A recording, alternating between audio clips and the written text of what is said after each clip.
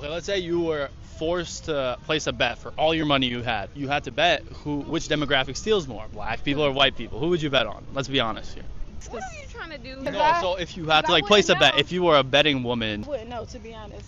I don't know. I don't ask racist questions. You be asking all these racist questions. That's all questions you be asking all the girls. Answer those questions up. I ask everyone. Bro, you know what you be doing, bro. Ask me those questions. Which question? Whatever question you want to ask, bro. Ask. I was asking people today about the transgender shooter. No, I want to know about the black questions that you be asking these girls about the black people. You be out here trying to clown black people. Wow. Whatever you want to ask. Don't get...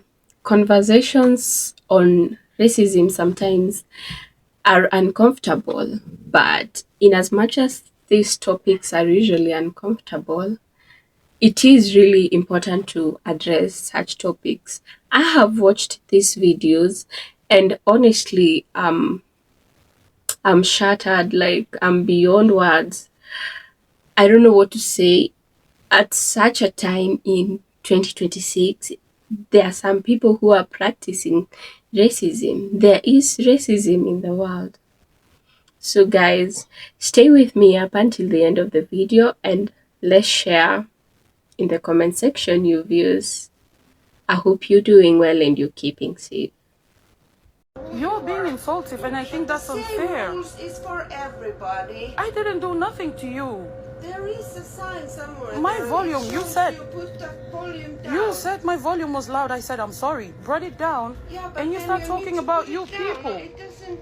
Why should I It's turn not off? Why enough should I you turn off say. my phone for you? It's not enough if you say. It's I'm rude. sorry. It's you rude. don't No, put no, it no, no, no, no. down. It's rude if you talk to Yes, me and be yes, like, yes, yeah, yes. you people. Yes, That's yes, yes. rude. Yes, yes. Don't do that to me. I don't know do that you. To me. Don't you do that to me? I don't know you there. I don't know you. That's rude. It doesn't. That's not the question. The question is the rules is for everybody.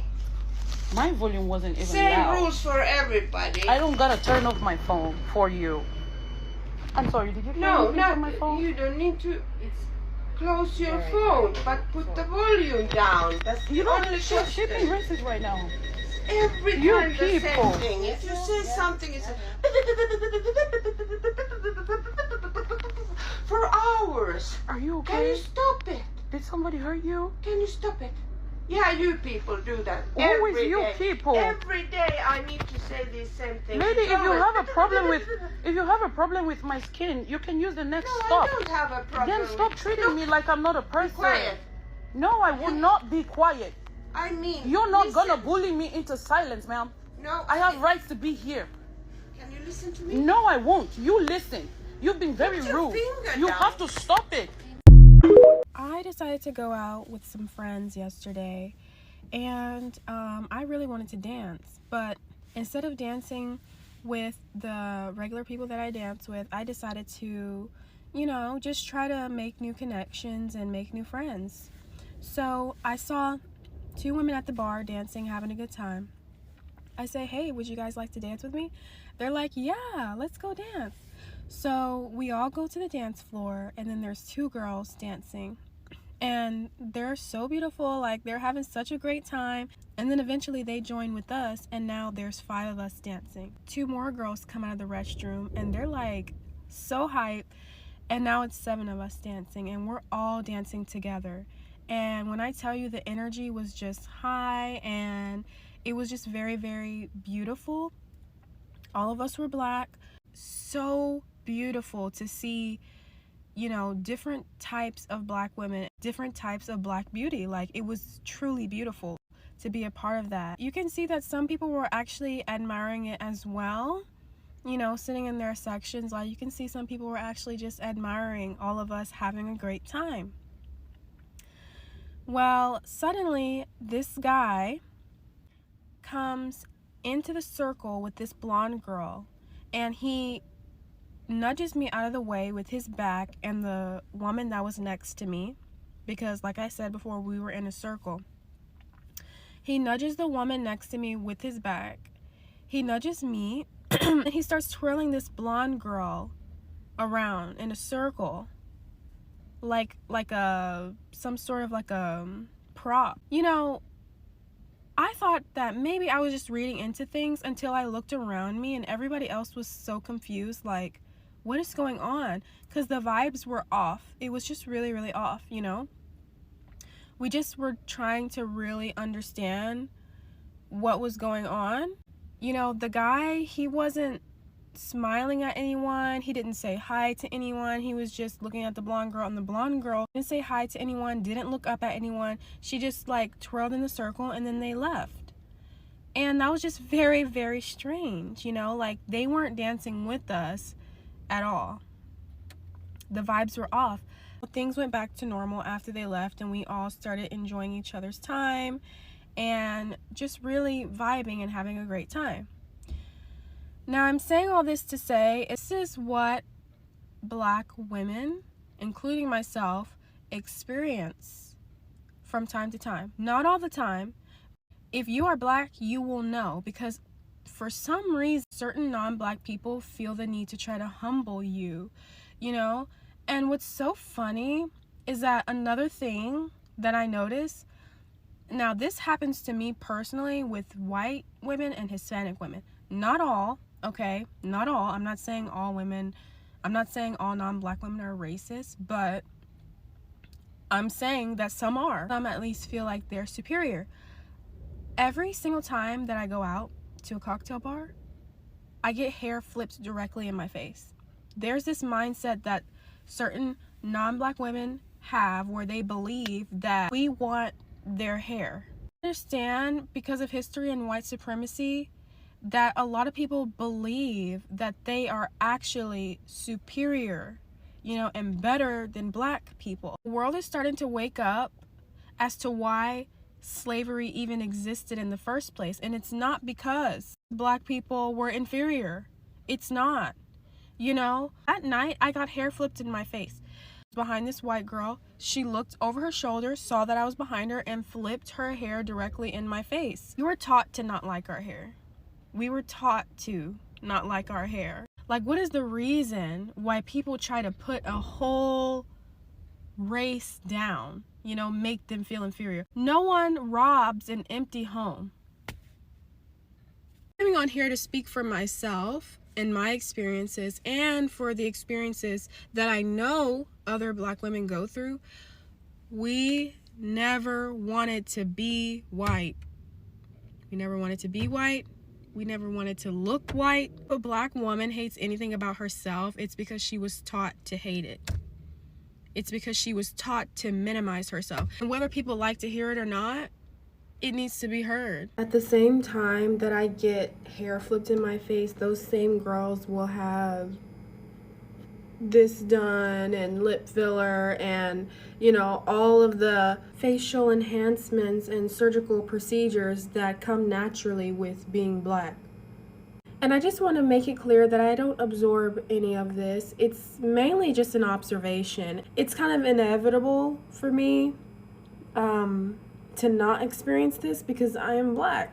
And the more and more it's not talked about, the more we can't bring awareness to it. When I go out to genuinely have a good time and make the most of the moment. I don't go out flipping my hair in people's faces, barring my way, being rude and inserting myself in spaces to try to, you know, get people to react to me. All the people that love to do this to try to see if they can get a reaction out of Black women, it is so apparent and obvious. Like, nobody there was like, or like, that's what I'm talking about. Like, and it was embarrassing because people realize it's a projection, you know? It doesn't look like, I'm blonde and I'm better than you. It looks like, please be jealous of me. That's what it looks like. I don't know about everyone, but like me having that talk with my daughter about, you know, people calling her skin weird, ugly. She goes to a predominantly, you know, white nursery. Most of the children there are Caucasian, but like, I never ever thought in this day and age that, you know what I mean, like kids would be coming out with that.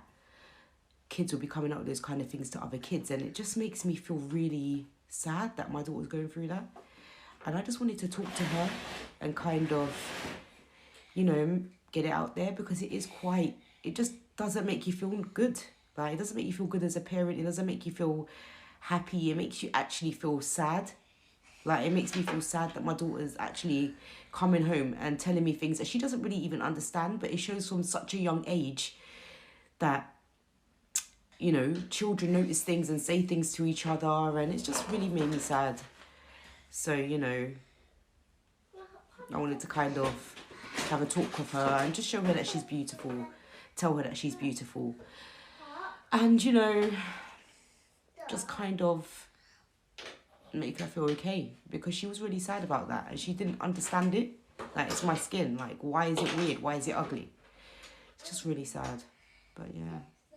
Tell me if any of you guys have had something like that, where, you know, your child's come home and just said to you, like, just, you know, something you didn't ever think you would hear, like 3-year-olds talking about ugly skin and stuff like that. It's just weird.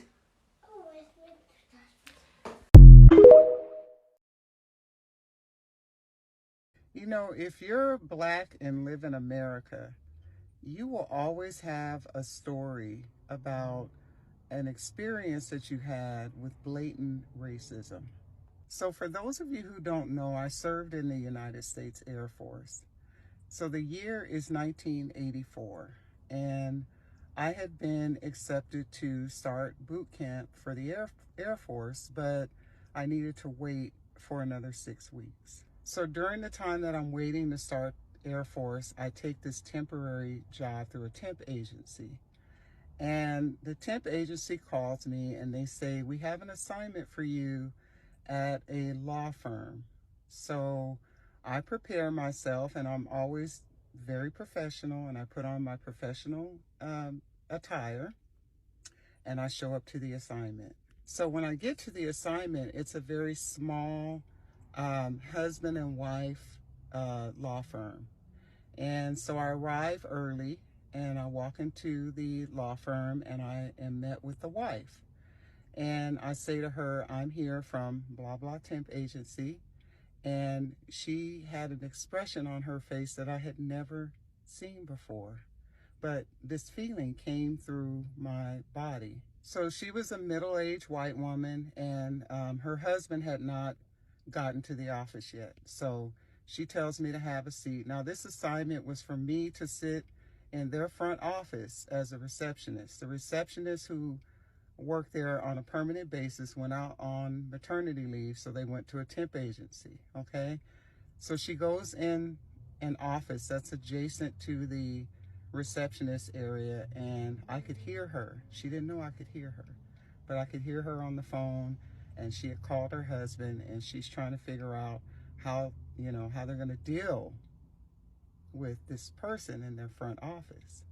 Shortly after, you know, her husband arrives to the office and he greets me, and then he goes in the office with his wife, and they try and gently let me know that my assignment has been terminated and that they have reached out to the temp agency. And I think I was there for no more than 30 minutes to an hour. Not one customer had arrived or anything of the sort. And I remember going home to my mom, and I was just like really confused. And you know, you got to understand, I was 19 years old at the time, 18, 19. And I had never been so blatantly, you know, treated in such a way. And so I told her what happened, and she gave me a really good talk about, you know, being Black in America, and that this is the first of many situations that I'm going to have to unfortunately deal with. And in today's climate, it's much different than it was back when I was 19. You know, we don't tolerate those types of behaviors. We speak out more. There's a lot more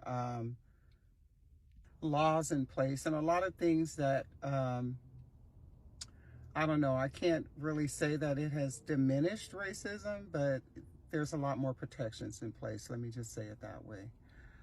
The reason I'm sharing this story today is that throughout my life, you know, I'm going to be 60 here, and all of the successes that I've had in life, you know, I went on to serve in the Air Force, and I had a very successful career. I worked my way up to a vice president at my organization, all kinds of things. But I never, ever forgot the look on that woman's face. And throughout my life and my career, I have seen that look. I've seen that look in the grocery store. I've seen that look, just walking down the street. I've seen that look at events. I know the look. We all know the look. Then to share my experience of blatant racism, and that when you see the look or you get that feeling that I got in the law office that day, it's a real thing. It's not your imagination.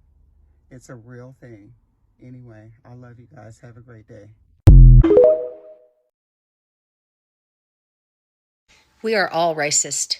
Every single one of us who look like me, who are watching this video, we are racist. And let me explain what I mean by that, because if you would have told me that a few years ago, I would have come out of my corner swinging saying, no way, I am not. I have worked in the criminal justice system for decades, and I've seen the systemic racism there and fought against it. I have biracial children, and I have seen the way the world looks at my children who are of a minority race versus my children who look like me. And I would have said, no way. But here is the thing. The more I learn, the more I realize just how much I don't know. Because there are two types of racism. There's the kind of racism that comes from the hate in your heart, and I don't have that. I never have, and I suspect very many of you don't have it either. But there is another kind of racism that comes from ignorance, and that abounds in my life. Even me, who thought that I knew a lot about seeing systemic racism. But here's what I've learned. The more I learn, the more I realize how unintentionally racist I have been in so many things. And it is on us now, white people, to educate ourselves. We're never going to fully grasp what it means to live in a world where you are the minority and where the system has been set up for hundreds and hundreds of years to benefit people who look like me and to oppress people who look like my children. But we have got to educate ourselves. I'm going to start listing several books and documentaries that I've been watching to educate myself. And I hope any of you who really want this world to be a better place, we have got to start with the foundation that all men and women are created equal. And we have got to set new rules for how we move in this society if we're going to have that. I need to apologize to the friends, the clients, the people I interacted with for so many years, because I thought I wasn't racist, and I'm not, as far as the part that comes out of hate. But the part that is born from ignorance, I'm sorry. I should have done better, and I am learning. For those of you who are watching this who are minorities, please put your advice in the comments. Books, documentaries, movies, or just your life experiences. I want to learn, and I want to help others learn, because I don't want you or your children or my children to live in a world that is designed to fail them. Okay, so let's start this series of educating ourselves in order to make this world a better place. Go love your neighbor. Today, perhaps today, some black hostages and some female hostages will be released from the American Embassy compound. Is that true?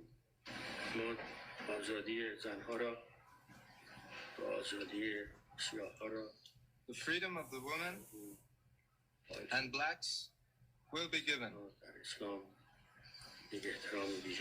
Women are given great dignity in Islam, and the blacks have been oppressed in the United States. Great injustice was done unto them.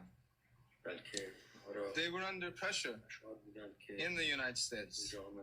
Thus they came here. We are doing this owing to the tenets of Islam. So how relevant is November 1979 to today? You just heard that the Ayatollah said, no, we're going to release the black Americans. They basically don't have shit to do with this. And he was identifying with the black Americans being oppressed in America as the same as they're being oppressed by the American government at that time. Now, the other people, they had to stay until 1981, right? So they had more or less 2 years of being a hostage in Iran.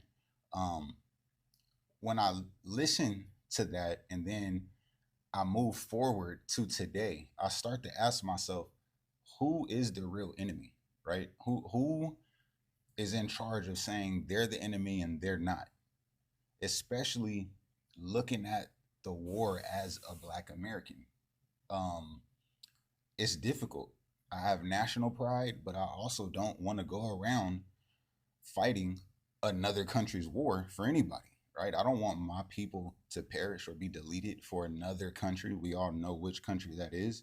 So, what do y'all think? Like, which side of the fence are you on?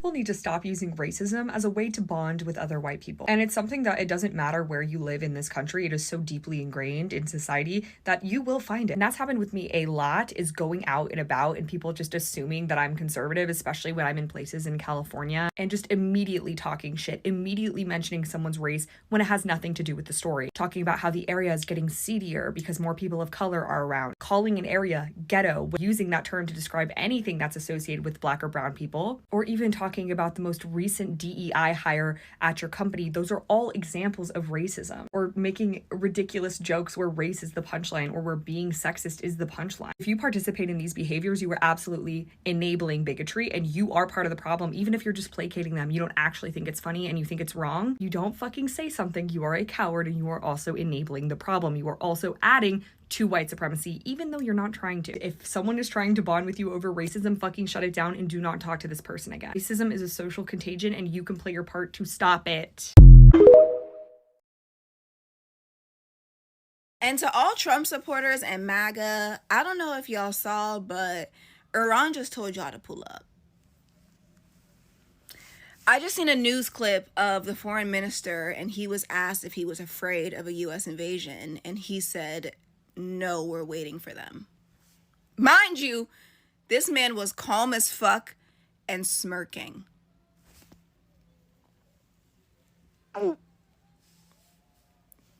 Yikes on bikes. This man really said, y'all got the Addy? Pull up. We're actually outside waiting for you. And it better be Trump supporters on the front fucking lines because y'all voted for this shit. This is what y'all fucking wanted. Go put them boots on the fucking ground. Especially y'all who have come online since snorting and snotting talking about oh, I voted for Trump and now I regret it. What can I do? How can I help? Pull yourself up by them bootstraps and get in the fucking field because they waiting for y'all. They said they waiting for y'all. I'm not trying to be messy. I just didn't know if y'all had seen. That man said, we're outside and we are about to jump you. Concepts of thoughts and prayers. Hope this helps. Peace and love. Talk to You know, it's really sad that in 2026, at such a time, we're having conversations around racism. And I feel like this is one thing that is not gonna end anytime soon. If we don't work individually to end this stuff, it's not gonna end anytime soon. And I came to think of it and I did a little bit of my homework to know why racism exists or why there is racism still at this time and at this age. It's because of a lot of stereotype. People tend to judge a particular group. I'm gonna mention it regardless you know it. So for example, like they just have a stereotype of Black people, and this has been instilled in their minds for a very long time, and they don't have any other narrative apart from these Black people are bad, Black people are this and this, Black people are gangsters, Black people are violent, Black people don't know how to interact with people, Black people are this, Black people that. And it's not usually like, it's not usually what has been said because so many people have grown up, especially from the white people, they have grown up with a stereotype. They have grown up in homes where black people are hated, where black people have been given names, where black people have a particular narrative, a particular single story. And this stereotype has really been major influence in contribute being a major influence contributing to racism. Because what do you mean you know the story of one group from 1900 up to in 2026, and you're really judging them from whatever you've been told or whatever the society has made you believe, and that's how you're treating them? This is why racism is not gonna end anytime soon, and it's really, really bad. And until we change our mindset, until we try and deal with these stereotypes, baby, we ain't going anywhere. We are not going to deal with this. And in the middle of this, people are hurt. People are bruised emotionally. Their confidence is ruined. Their self-esteem is torn apart, you know. I feel it's just something we really need to talk about. I have watched the video, and what I can say is the people who experience these things go through a lot, especially emotionally and mentally, you know. And it really takes a lot of courage for you to come out and speak about this. You know, racism shows up in different ways, in different forms, from how you treat people in public institutions, in schools, in hospitals, in a bus, you know, at a restaurant, maybe your employee or employer, and even how you treat a janitor when you walk across the hallway, you know. It really shows in how you treat people. Maybe just looking down on them, giving disgusting looks on them, and it just leaves an indomitable mark in them, you know. And it's really, really sad, and I really feel for our black people, and not only black people, people in our community at large, people that are experiencing this, because I can only imagine what they go through. And you know, at the end of the day, we are all human beings. We shed the same blood. A black person won't shed black blood, you know, and a white person won't shed our white blood. We all have the same blood. We are the same people. We are human beings. It's humanity that brings us closer, like brings us to oneness. We are one. We share the same blood. We don't have a white, black blood, brown, whatever blood. We are human. And every society is diverse. It has different people, from the brown people, white people, and the black people. And the only thing that matters is respect, being kind towards each other, loving each other, and showing respect and supporting each other. We don't have to live like aliens, while we can just live normally if we just know how to live with each other. If only we work on this stereotype, if only we work on the way we've been conditioned, if only we train up children at home not to hate people from other races, but to love them, but to appreciate them. We train them while they are young, and I believe it's only a matter of time. If we work on this, it's gonna change, and we'll be able to live in oneness. But if you just decide to live the way you've been living and discriminating and looking down on other people, tearing them apart emotionally, and what benefits you when you do that? I'm sure at the end of the day, when you go to bed, you just ask yourselves questions. So guys, the best thing is to just live with each other well, kindly, respecting each other and loving each other, and will coexist peacefully.